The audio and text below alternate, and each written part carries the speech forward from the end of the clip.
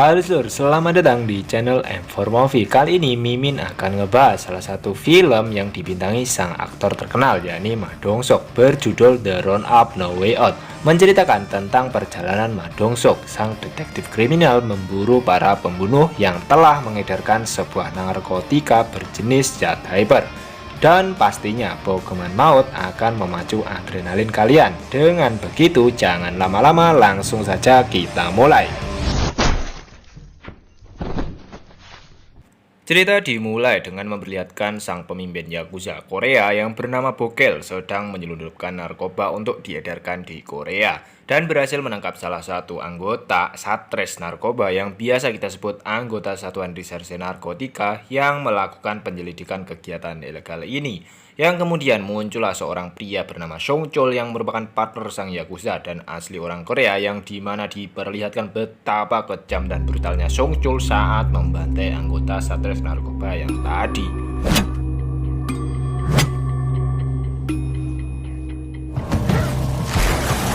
Di hari berikutnya, sang pemimpin Yakuza Korea alias Bokel bersama Song Chol menemui organisasi kelompok kriminal dari keturunan Tionghoa, yang dimana bosnya seorang wanita menawarkan uang sebesar 30 juta dolar. Dengan begitu, Song Chol serta sang Yakuza menyetujui dan akan segera menyiapkan narkoba jenis baru sebanyak 20 kg. Song Chol pun menyiapkan bos triad agar tidak perlu khawatir karena ia punya banyak koneksi yang bisa membuat semuanya menjadi lancar dan aman.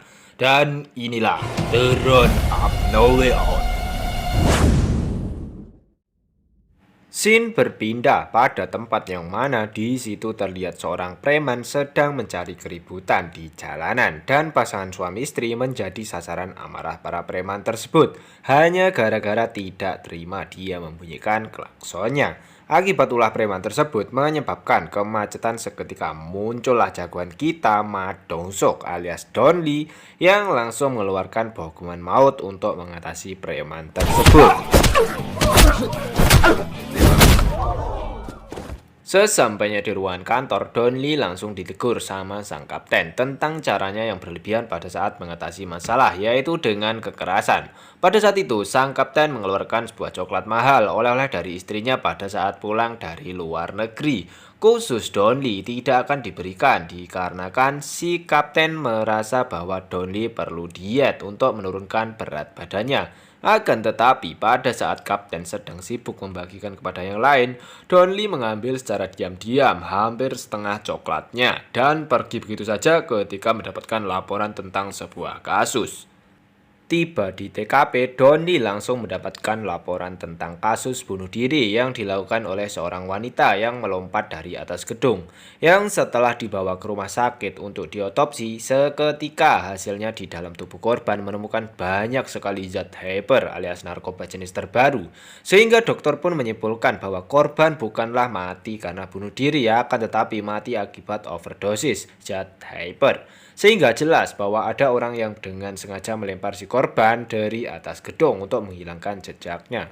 Setelah mendapatkan beberapa informasi, Don Lee beserta anak buahnya langsung pergi ke salah satu klub malam yang pernah didatangi oleh korban. Yang di situ sudah ada informasi yang merupakan seorang agen klub malam yang bertugas untuk membawa tamu-tamu VIP dari kalangan orang kaya. Dan setelah si agen disogok uang oleh Don Lee, sang agen pun memberitahukan ruangan pada Don Lee dan langsung menuju ke sebuah ruangan VIP di sana, yang di situ dijaga oleh seorang security berbadan tinggi besar melarang dan mendorong seorang Don Lee, sehingga tanpa basa-basi Don Lee langsung melayangkan Pokemon maut dan membuat security jatuh terkapar. Dengan begitu, Don Lee langsung menuju ke salah satu ruangan VIP yang menjadi tempat para pengedar narkoba berkumpul. Dan setelah barang bukti obat hyper berhasil diamankan, lagi-lagi muncullah security bersama rekannya, yang dimana Don Lee terpaksa melayangkan Pokemon maut yang kedua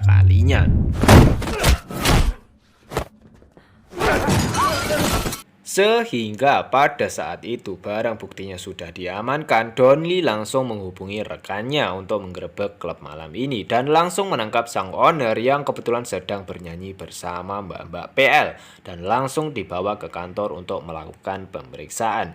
Setibanya di kantor, sang owner merasa punya uang dan backingan orang-orang kuat, terlihat meremehkan dan menolak pada saat diperiksa, yang mana dia masih saja berani melototi di depan Donly yang hendak memeriksanya. Dan ketika kata-kata rendah hati sopan santun tidak dihargainya, maka jangan salahkan Donly jika melayangkan sedikit sentuhan maut untuk membuat beliau berbicara. Dengan begitu sang owner pun mau membuka suara tentang seorang tamu VIP yang merupakan wanita kaya yang punya salah satu bar khusus untuk orang kaya di sana, dan dari dialah yang mengedarkan narkobanya.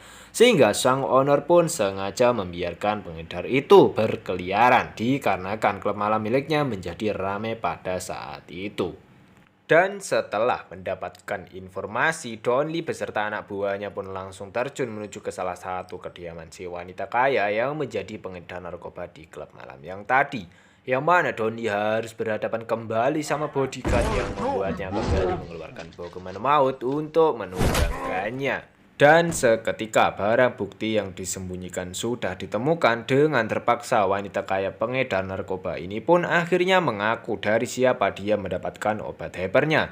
Ya, ini seorang yang bernama Hiroshi yang merupakan anggota Yakuza Jepang yang sengaja ditempatkan di Korea untuk memproduksi sekaligus mengedarkan narkoba di Korea. Dan ketika lokasi apartemen Hiroshi ditemukan, Donly dengan sigap langsung menghubungi sang kapten untuk menuju ke lokasi. Yang di situ si kapten beserta kedua anak buahnya terlihat sudah berada di lokasi apartemen. Yang di situ sang kapten dibuat kocar-kacir ketika Hiroshi dan partnernya menyerang menggunakan sebuah pisau. Dengan kerjasama yang kompak, akhirnya Hiroshi berhasil ditangkap dan langsung mengamankan barang bukti obat hyper sebanyak 20 kg. Akan tetapi tiba-tiba seorang menabrak mobil si kapten dan langsung membunuh Hiroshi dengan brutal. Dan sudah bisa kita pastikan bahwa orang misterius itu adalah Song Chul yang tidak ingin kehilangan cuan 30 juta dolar atas kesepakatan dengan bos Triad. Song Chul beserta anak buahnya pun mendatangi markas Yakuza Korea alias Bogel dan langsung menghajar semua anak buahnya di sana. Song Chul marah pada Bogel karena lalai mengawasi Hiroshi yang dimana obat hypernya hampir jatuh ke tangan polisi, yang ada akhirnya terungkap bahwa si Bogel inilah mengkhianati bos besar Yakuza, yang mana dia diam-diam menjalin kerjasama dengan Song Chul untuk menjual narkoba tanpa sepengetahuan sang bos besar Yakuza. Akan tetapi Song Chul yang jiwanya seperti psikopat pun tidak takut dan tidak peduli apabila aksi diketahui sang bos besar Yakuza, yang dimana di pikirannya hanyalah cuan 30 juta dolar yang sebentar lagi akan dimilikinya. Dengan begitu, Song Chul menyuruh ketua Yakuza untuk mengemas kembali narkobanya dan langsung diserahkan pada bos Triad secepatnya. Alhasil, ketua Yakuza pun langsung mendatangi salah satu mafia narkoba yang bernama Kim dengan langsung menyuruhnya untuk mengemas kembali obat hypernya sebanyak 20 kg tersebut.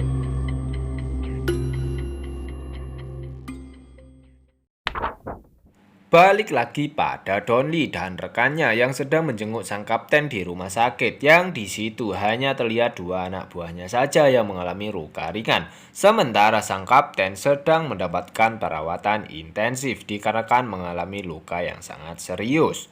Donly sang baik hati pun membawakan sebuah nasi padang untuk dimakan. Akan tetapi pada saat akan memulai memasukkan suapan pertama ke dalam mulut, Donly terus-menerus mengoceh bertanya mengenai kronologi kejadiannya sehingga mereka berdua tak kunjung memakannya.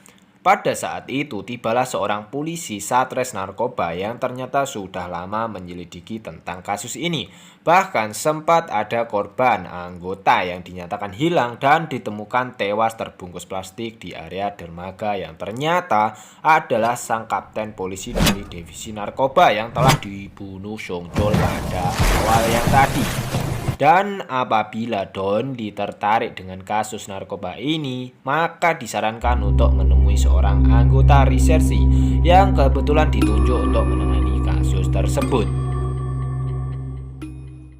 Dan kalian semua yang melihat termasuk Mimin pasti sangat dibuat terkejut saat mengetahui jika Song Chul beserta anak buah setianya merupakan sang detektif kepolisian dalam divisi narkoba.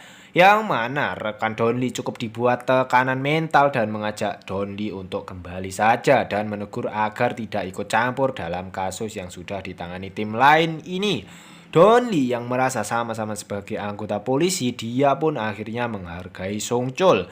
Yang di situ Donli langsung pergi setelah memberikan kartu namanya. Dalam perjalanan, Donli tiba-tiba mendapatkan telepon dari rekannya terkait seorang pengelola klub malam yang bernama Cherry, di mana sang Yakuza juga sering mendatanginya. Dengan informasi tersebut, Donli bergegas langsung mencegatnya. Yang tidak lain seperti biasa, Cherry berlagak sok kuat namun seketika menjadi ciut setelah mendapatkan bogeman maut dari sang jagoan Donli. Namun Cherry tidak seperti yang lain, dia sangat kooperatif dan langsung menunjukkan wajah si bogel. Sehingga Donli beserta rekannya pun langsung menuju ke sebuah klub malamnya di sana. Scene berpindah ke Jepang yang di situ diperlihatkan sang bos besar Yakuza yang telah mengetahui tentang pengkhianatan yang dilakukan oleh bogel. Bos Yakuza yang kepercayaannya merasa dipermainkan mengirim anak buahnya bernama Ricky yang mana dia terkenal sangat kejam dan langsung diterjunkan untuk menghabisi bogel serta mencari obat hypernya. Tanpa bertele-tele, Ricky dan pasukannya pun langsung menyerang markas bogel untuk menghabisi semua anak buahnya yang di sana bogel sudah keburu kabur entah kemana. Ricky bersama ciri khas senjata orang Jepang yaitu katana dan kita akan diperlihatkan betapa sadis dan kejamnya dia pada saat membantai semua anak buah si bogel di sana. Di satu sisi, Song Chul terlihat datang sesuai kesepakatan dengan bos Triad yang entah kemana bogel tak kunjung datang membawa obat hypernya. Dan hampir 1 jam menunggu yang di situ sang bos Triad terlihat sudah sangat bosan. Song Chul akhirnya menelpon bogel agar secepatnya datang kemari dan terlihat betapa terkejutnya Song Chul pada saat bogel memberitahu kalau dia belum bisa memberikan obat hypernya. Dikarenakan bos besar Yakuza sudah mengetahui tentang pengkhianatannya dan dia sedang diburu olehnya. Dan pada saat itu terlihat Song Chul keselamatannya terancam dan hanya obat hypernya sebanyak 20 kg untuk jaminannya yang pada akhirnya Song Chul pun terpaksa meminta waktu 2 hari lagi kepada bos Triad untuk memberikan obat hypernya sesuai janjinya. Balik lagi pada Donli yang sudah tiba di sebuah klub malam milik Cherry. Mereka pun diarahkan untuk masuk oleh sang manajer klub yang di situ terlihat ada mafia di bagian pengemasan dan pengiriman yang tadi, yang mana Donli lagi-lagi harus mengeluarkan bogeman mautnya untuk mengatasi anak buah dari mafia tersebut. Yang pada akhirnya dia pun mau memberitahu di mana bogel berada saat ini yang ternyata sedang bersembunyi di sebuah kamar hotel.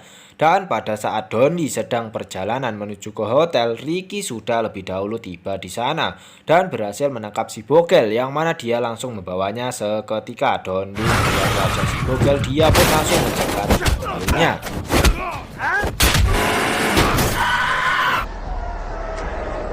Donli pun akhirnya gagal menangkap si bogel, sementara Song Chul tak bisa berbuat apa-apa, hanya bisa melihatnya. Karena dia sadar Donli sudah terlalu jauh masuk pada kasus ini. Ricky pun ternyata membawa bogel sendiri ke dermaga untuk diinterogasi langsung dan menanyakan di mana obat hypernya disembunyikan. Akan tetapi bogel yang keras kepala pun menolak untuk buka mulut setelah yakin jika dia tidak akan membunuhnya dan menganggap dirinya lah satu-satunya orang yang tahu di mana lokasi obatnya tersebut. Namun Ricky bukanlah orang yang tipikal suka berkompromi sehingga setelah mendapatkan informasi dan menjadikan Song Chul sebagai target utama selanjutnya, Ricky yang jiwanya psikopat pun tanpa basa-basi langsung membunuh si bogel pada saat itu. Setelah membunuh bogel, Ricky langsung balik lagi ke hotel tempat menginapnya si bogel. Yang di sana ada salah satu anak buah dari Song Chul yang sedang mencari obat hypernya. Dengan begitu, Ricky pun langsung membantai secara kejam untuk memancing Song Chul agar segera memberitahu di mana obatnya. Di keesokan harinya, Song Chol bersama tim forensik mendatangi lokasi rekannya yang terbunuh oleh Ricky kemarin dan langsung menjadikan kamar hotel ini menjadi TKP. Yang di situ tiba-tiba Song Chol mendapatkan telepon dari bos besar Yakuza yang mana dia memperingatkan Song Chol agar segera menyerahkan obatnya yang tanpa mereka ketahui dia juga masih mencarinya. Akan tetapi entah di mana letak otak dari Song Chol ini dengan beraninya dia mengancam balik bos besar Yakuza. Yang seperti kita ketahui bos Yakuza mempunyai banyak sekali anggota dan Song Chol hanya bersama satu anak buah setianya saja. Di satu sisi Song Chol nampaknya juga dikejar dari pihak Triad yang dimana bos Triad sudah tidak sabar dengan obat yang dijanjikan. Hingga si botak ajudan bos Triad berani-beraninya menampar Song Chol dengan disinilah Song Chol nekat membantai semua anak buah Triad termasuk si botak dan menyuruh bos Triad untuk sedikit bersabar lagi dan tetap pada kesepakatan di awal. Kembali lagi pada Don Lee yang baru saja tiba di lokasi dengan terpaksa menginterogasi di kamar hotel yang biasa dipakai para pengencrot. Dan ketika Don Lee akan segera memulai pertanyaannya, tiba-tiba 야쿠자 어디 갔어? sebagai seorang mafia bertugas di bagian pengemasan dan pengiriman, dia pun langsung menjelaskan siapa saja yang terlibat dalam kasus ini. Yang sudah pasti ada bos besar Yakuza, kelompok Triad, Ricky, Bogel, dan rekan-rekannya. Tapi ada salah satu orang misterius yang belum diketahuinya dan merupakan partner si Bogel dalam bisnis haram ini. Dan menurut informasi dia sempat berbisnis dengan si Cherry, sang pemilik klub malam yang tadi. Sehingga kemungkinan besar Cherry tahu tentang orang yang dimaksud. Namun Don Lee harus menemukan terlebih dahulu obat hypernya yang disembunyikan oleh Bogel sebelum Ricky dan Song Chol yang menemukan duluan.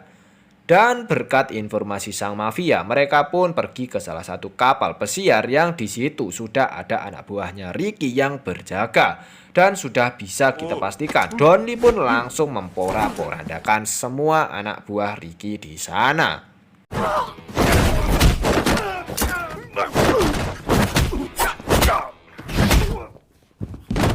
Dan pada akhirnya Don Lee merasa yakin dengan instingnya jika obat tersebut berada di salah satu kapal pesiar yang ada di sana. Dengan tubuhnya yang kekar, Don Lee pun membuka paksa sebuah berangkas di sana dengan tangan kosong yang disitu mengarahkan mereka pada sebuah tali di luar kapal yang menjadi tempat disembunyikannya semua obat tersebut.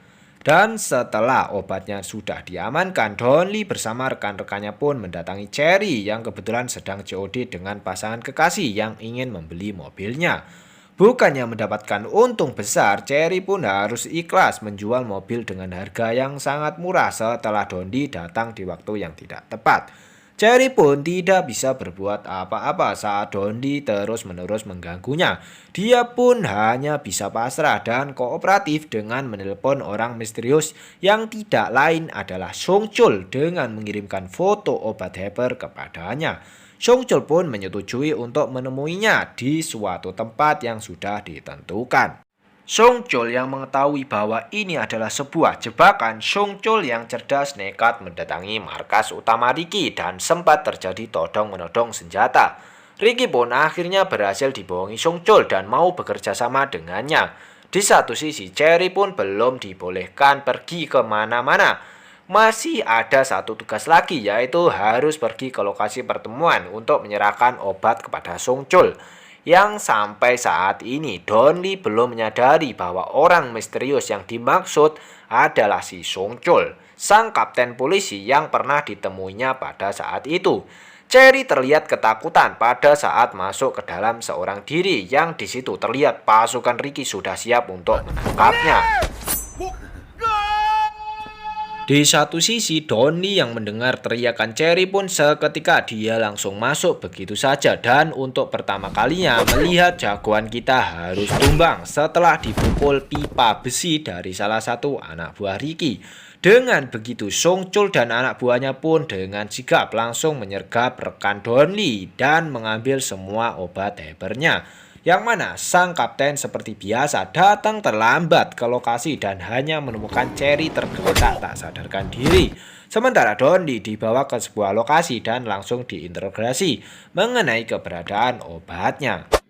Dan pada saat itulah Songchul menelpon Ricky dan memberitahu bahwa obatnya sudah ditemukan sekaligus untuk berterima kasih karena telah membantunya. Dan pada saat itu Ricky terlihat marah karena telah tertipu oleh Songchul. Donnie pun akhirnya siuman dan langsung mengantai semua anak buah Ricky. Dan Ricky pun langsung menyuruh dua jagoan terakhirnya untuk mengatasi Donnie, yang pada akhirnya pun tetap tumbang dan bukanlah kelasnya Donnie, sehingga Ricky pun terpaksa harus melawan serangan gempal alias Donnie.